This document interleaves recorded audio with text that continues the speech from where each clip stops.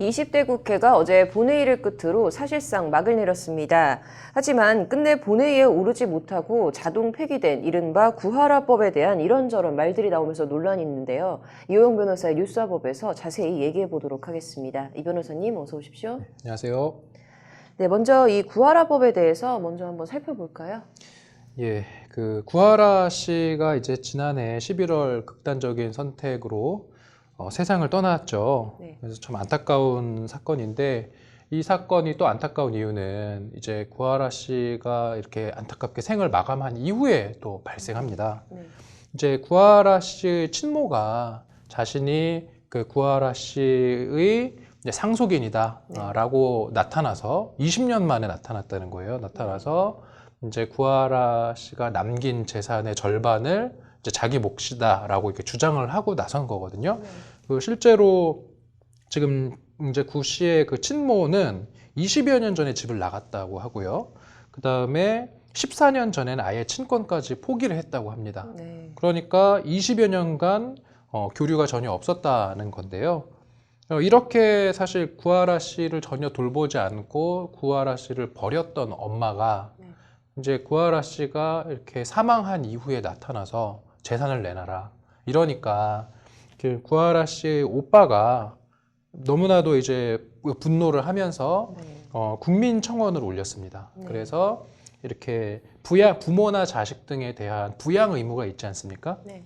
이러한 부양 의무를 이제 하지 않은 자는 상속을 받지 못하게 해달라. 라는 이제 청원을 했고, 여기에 실제로 청원이 올라간 이후 보름 만에 10만 명이 청원에 동의를 해서 이렇게 되면 이제 국민 동의 청원이 되는 거거든요. 국민 동의 청원이 이제 효력을 발생을 해서 이 법안이 소관 상임위에 회부가 됐습니다.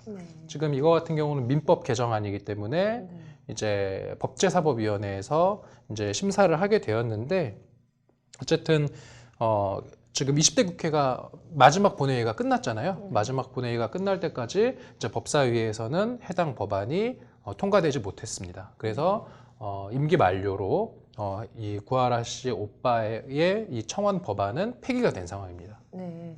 참 안타까운데요. 법사위 심사가 이렇게 지지부진하게 된 데에는 좀 어떤 이유들이 있을까요?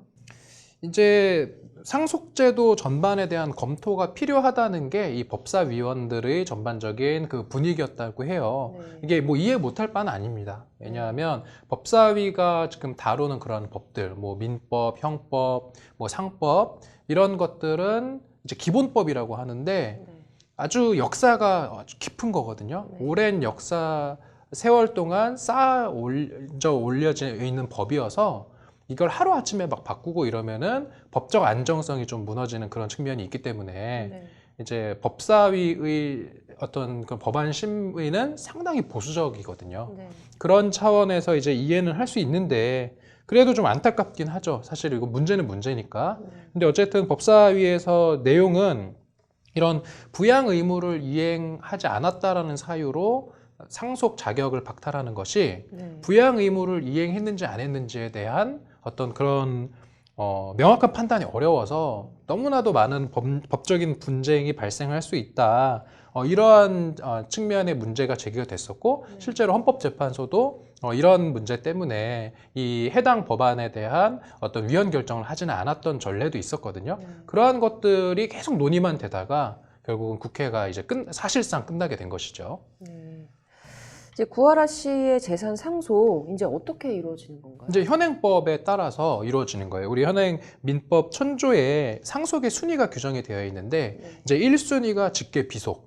다시 말해서 사망한 자의 자식들. 그리고 2순위가 직계 존속. 그리고 3순위가 형제 자매인데 지금 구하라 씨 같은 경우는 이제 직계 존속이 살아 있는 경우죠.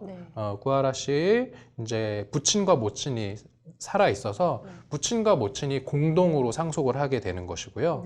구하라 씨의 오빠는 그 상속 순위에서 밀리기 때문에 상속인이 원칙적으로 아닌데, 다만 지금 이 사건에서는 그 구하라 씨의 부친이 자신의 상속분을 포기를 하고 구하라 씨의 그 오빠에게 자신의 상속권을 양도했다고 합니다. 그래서 지금 상황은 구하라 씨의 오빠와 구하라 씨의 사망 후에 20년 만에 나타난 네. 엄마, 이 둘이 공동 상속인이 되어 있는 상황인 거죠. 네.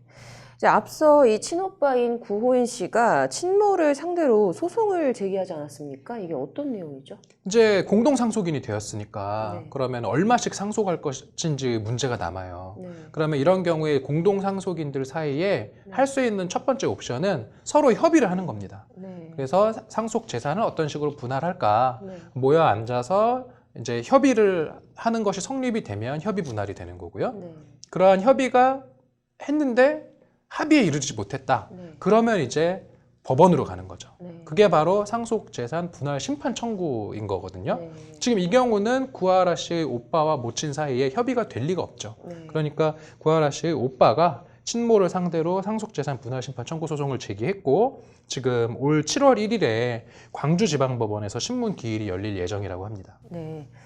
자, 일단은 이제 이미 상속이 개시가 됐기 때문에 지금 친모에게 재산이 상속되는 거는 좀 막을 수 없는 상황인 것 같은데요. 그렇다면은 이게 친모에게 지금 돌아가는 몫을 조금 줄일 방법은 없는 건가요? 이제 그 상속재산 분할 심판을 할 때 이제 여러 가지 요소를 고려하는데 이 사람이 적법한 상속인인지 아닌지를 먼저 따지고 그 다음에 상속 재산을 어떤 식으로 이제 분할을 할지를 법원이 판단함에 있어서 이제 특별한 어떤 기여가 있다라는 것이 인정되면은 네. 상속 재산을 조금 더 많이 가져갈 수는 있어요. 네. 그렇다고 한다면 이 사건에서도 이제 구하라 씨의 오빠와 아마 이제 부친이 같이 생활을 했었던 것으로 보이는데 네. 그러면 구하라 씨의 어떤 이런 재산의 형성에 특별한 기여가 더 있다라는 주장을 해서 네. 그 모친의 상속 재산분을 낮추고 네. 구하라 씨 오빠가 조금 더 상속 재산을 더 많이 가져가는 것은 좀 기대해 볼 수는 있다. 이렇게 정리할 수 있을 것 같습니다. 네. 좀 비단 이번 사안뿐만 아니라 이게 현재 좀 우리 국내 상속 제도에 좀 문제점들이 많이 지적이 돼 왔었죠. 그렇죠. 지금 이런 케이스가 있고 네. 또 하나는 유류분 제도도 이거 참 문제다라는 얘기가 많아요. 유류분이라는 건 뭐냐면은 그 아까 말씀드렸던 그런 상속 재산, 상속분이 있는데 그 상속분의 절반까지는 법적으로 무조건 보장되거든요. 네. 다시 말해서 예를 들어서 지금 만약에 구하라 씨가 만일입니다.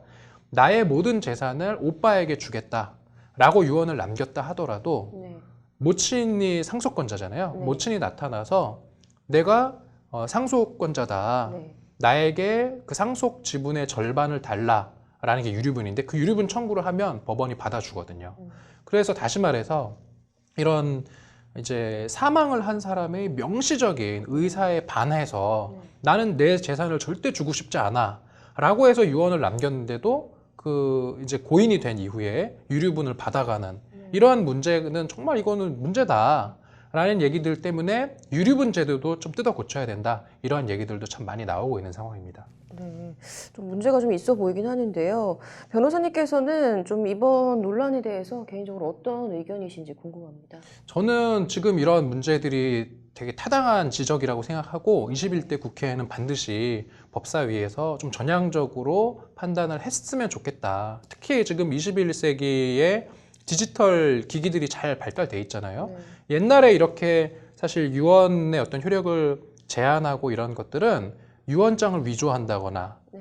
이런 상황들이 발생했고 그러한 법적인 분쟁이 발생했을 때 사실관계를 명확히 밝히기 어려웠으니까 네.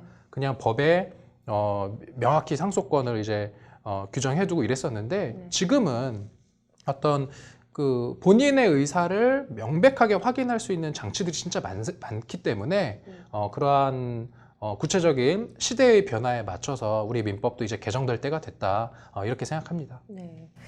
좀 21대 국회에서 좀 더 지속적인 논의를 통해서 좀 진전이 있었으면 하는 바람이네요. 오늘 잘 들었습니다.